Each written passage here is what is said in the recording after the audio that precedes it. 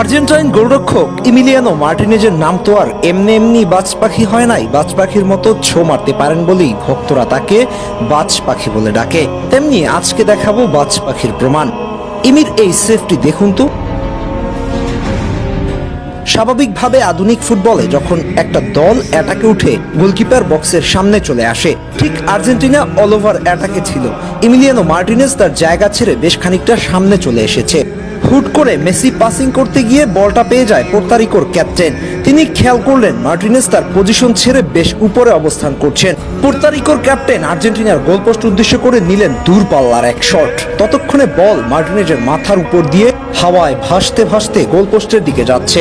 এবার দেখুন মার্টিনেজের খেল। যখন বলটা যাচ্ছে তার অবস্থানটা দেখুন। ওই জায়গা থেকে পেছনে ফিরে দৌড়ানো অনেক কষ্টের।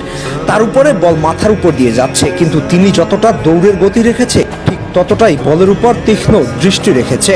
মনে হচ্ছে বাজ পাখি তার শিকারের অপেক্ষায় অপলক দৃষ্টিতে চেয়ে আছে। এবার সম্পূর্ণ স্পেস কাভার করে বলটাকে সেভ করে সরাসরি জালের মধ্যে গিয়ে ঠেকলেন। তবুও বল জালের দেখা পেতে দিলেন না। This is class. এটাই এমি মার্টিনেজ।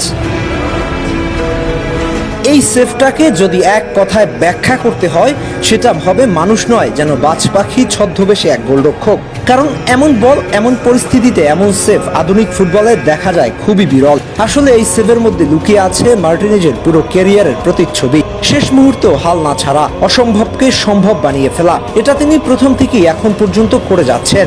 দৃশ্যটা কল্পনা করুন, বলটা তার মাথার উপর দিয়ে ভেসে যাচ্ছে। চারপাশের দর্শকেরা ইতিমধ্যে হাত তুলে উদযাপনের প্রস্তুতি নিচ্ছেন, কিন্তু ইমি তখনও থামেননি। তিনি হাল ছেড়ে দেননি। এক সেকেন্ডের জন্য পেছনের দিকে দৌড়ানোর সময় ভারসাম্য হারাননি। চোখের সামনে বলের গতি আন্দাজ করা আর ঠিক কোন মুহূর্তে লাফ দিতে হবে, সবকিছু মিলিয়ে এটা ছিল নিখুঁত ক্যালকুলেশন। তার পজিশন সেন্স, রিফ্লেক্স আর সিদ্ধান্ত নেওয়ার সাহস সব মিলিয়ে এটা কেবল একটা সেভ না, একটা বার্তা।